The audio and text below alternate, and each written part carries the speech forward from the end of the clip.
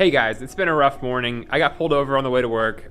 Been having bad house issues, but what makes things even worse is they wanted to give me a chair to build. But what's even worse than that is that I don't even have enough time to build it. So what we're gonna do today is we're gonna have Zach build this Hbada ergonomic chair, and he might even end up buying it down the road, but this is the E301 model. He's gonna go ahead and build it. You all are probably familiar with the drill. I'm always the one who builds and reviews all the desks that we get in for, ad spots, reviews, anything like that on the channel. So a little busy today, and my day's kind of started off a little crazy, so we're gonna have him do all that, and then after that, we'll give you guys a review, the B-roll shots, all the things you need to know. So if you want to take this desk up yourself, you'll know if you want to buy it.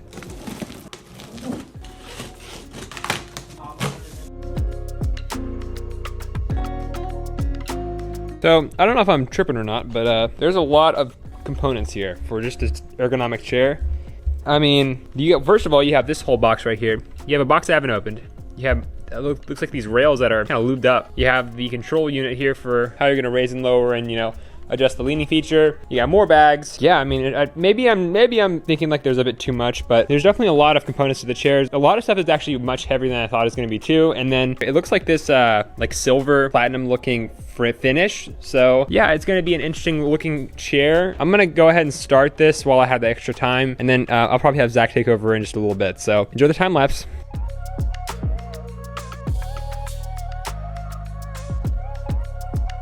Breaking news! We have one white glove, not two. And like, just to show you guys, just another heads up, there's so much packaging with this thing. I mean, they packaged it really, really well. But I mean, even for an ergonomic chair, I feel like there's a lot of things that are disassembled. But I mean, upon first impressions, it does look pretty high quality. A lot of like the framing and everything sounds really nice and, durable. And I also really like this material right here. I don't even know what you'd call it. It feels like some kind of like leather, but it's smoother than that. I don't know. It's really nice though. So I'm really, really excited to see how this chair actually turns out. We also found out that this chair is $500. So it's a really hefty price tag. Without further ado, I'm gonna hand it over to Zach and he'll build it all for you.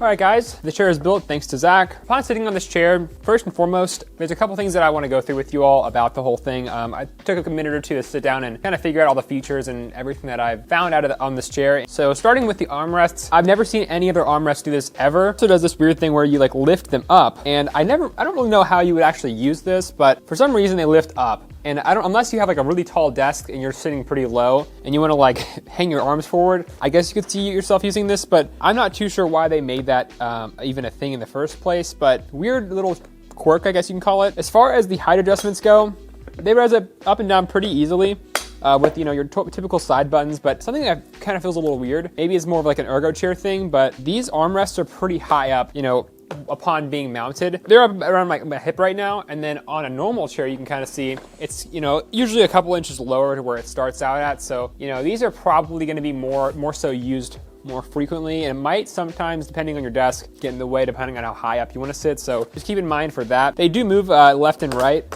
like so, and they also move backwards and forwards. This is all the way back actually, and you're gonna have to really fight for them to move back and forth, as you can see. But overall for the armrests, I'm not the biggest fan of them. I do like how wide these handles are right here, but aside from that, they seem a little loose. Like they have a lot of play when just sitting here. And for $500, I'd probably expect, something a little higher quality with a little less play. But for things that have movement like this, I'm sure it's kind of hard to figure that out and get that nailed down. So a bit of a struggle there, but they do work. And I'm sure whenever you get it in your one spot, you're gonna be fine. As for the lumbar support, this is some really nice lumbar support. I had a feeling it'd be really nice, but you can kind of see here, this is an adjustable lumbar support. I really like these side paddings here. They feel really good on your back. It kind of helps contour to your back, and it has a nice little feel to it. It does move up and down. I think I'm at the top point right now, so if you move down, you can kind of move up and down based on how you want to position that for lumbar support. The higher up, I feel like, is a little better. Maybe it doesn't lock, but it just kind of conforms to your back where you want it to go. Still, overall, I really do like this material that they use. It feels nice and high quality and deserving of the $500 price tag. You can't move it backwards and forwards, but what you can do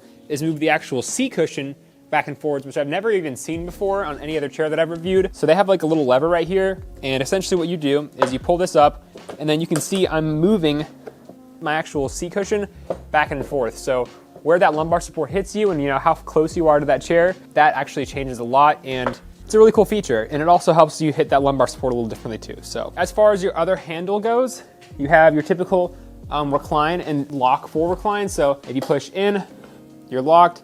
If you pull out, you can recline all the way back.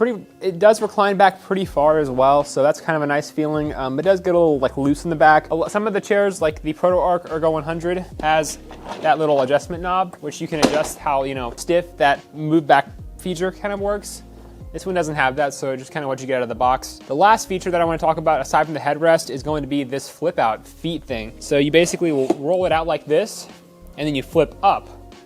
And then it's got that same like leather-like feel to it, and then you can kick back and rest your feet up on it. And this is a really cool feel. It feels like you're in a recliner at this point, and it does feel really nice. I will give this one props to this chair. One of the first that I've reviewed and built that has this feature, and it is a really cool feel because, you know, let's say you're at your desk and you want to kick back and watch a show. This makes it so much easier than having to like prop your feet up against on the wall. One, gets your walls dirty, and two, you know, this is just way better because it's all integrated into one piece. So that's a really nice feature. I give that a feature like a 10 out of 10. And then lastly, for the headrest, you can kind of see it's kind of goofy. I mean, it sticks out like a couple inches from the top of the headrest. You do have your height adjustments, you know.